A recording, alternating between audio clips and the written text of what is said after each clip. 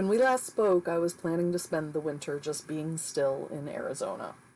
And then I realized if I could spend time being safe on a patch of sand in my happy little bubble in Arizona, I could be safe in my happy little bubble on a patch of sand in Mexico.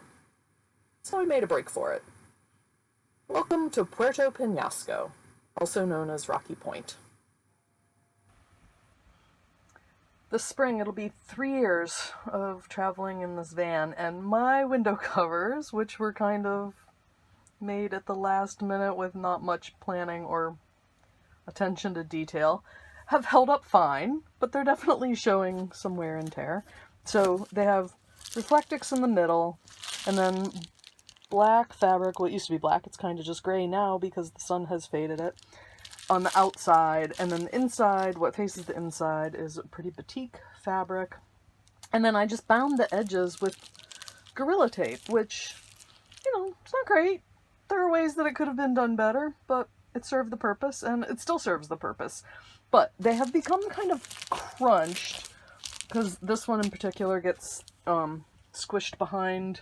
It slides down in the space behind my sofa bed during the daytimes when I want the windows uncovered, and the bottom edge has gotten bent so that when I put it in place, it often slips down. It doesn't cover the window entirely. So I have this, somebody mentioned at one point using this strapping that they use at Home Depot for the lumber, using that to wedge into the spaces as a support for window covers, which that's an option, but it seems fiddly. So then I thought, what if I just cut pieces of it and tape them to the Reflectix on the inside, and then re-glue this fabric down and retape, because I have all the stuff. Retape, it'll have like an interior structure, to help make it a little more firm. In theory, that will help hold it to the window better. I've got the supplies, I've got nothing to lose, so here we go. Let's see what happens.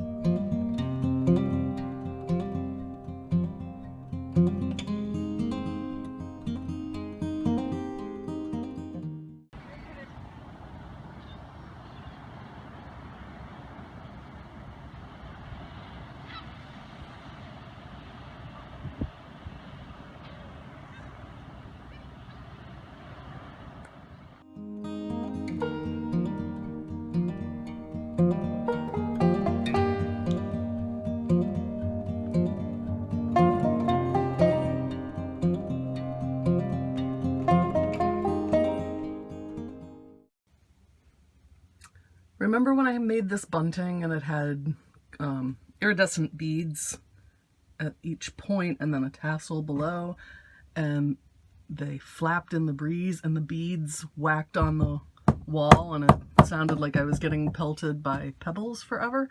So one day I clipped all the beads and tassels off quickly and probably in an exasperated way. And I crammed all the tassels, I separated the beads out, I crammed the tassels into this little bag, because I wasn't sure if this was a forever thing. Now I've decided I think it would be good to try putting the tassels back on, but they are sad, crumpled messes.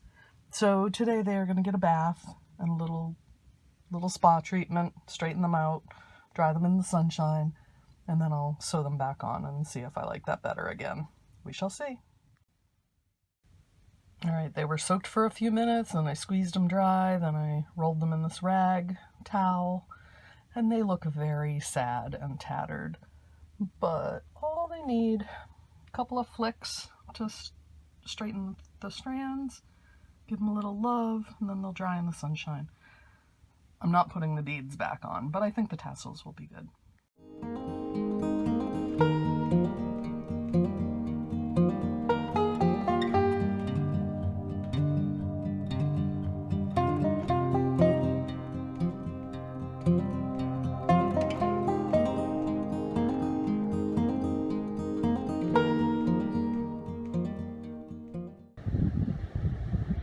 it's windy, so I'm not sure how well this audio will work, but I did want to make a quick little bit of video because this is my 1000th day of living in my van and traveling and having an amazing time, and it's been a very good day. It started with a rainbow this morning, and there have been puppies, and there has been crocheting, and generally it's been a very good day.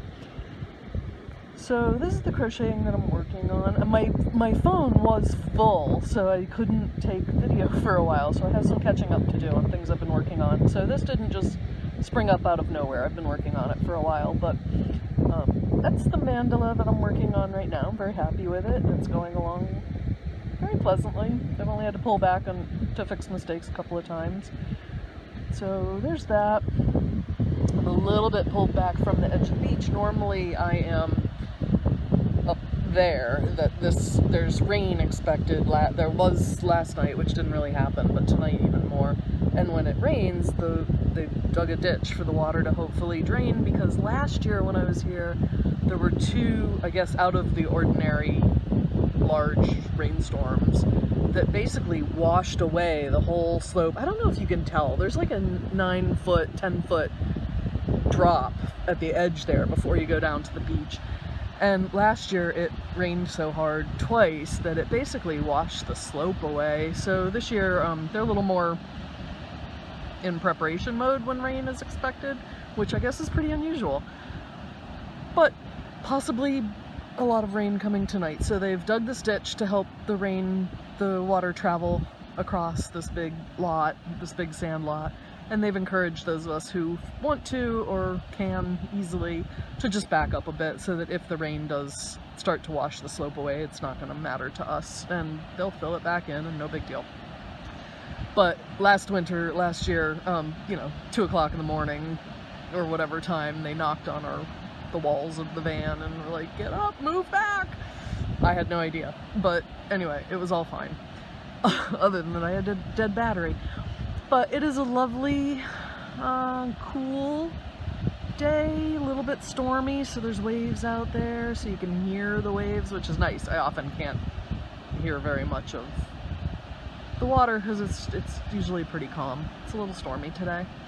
But happy 1000th day anniversary to me. I still love it. That's a good sign, right? Okay.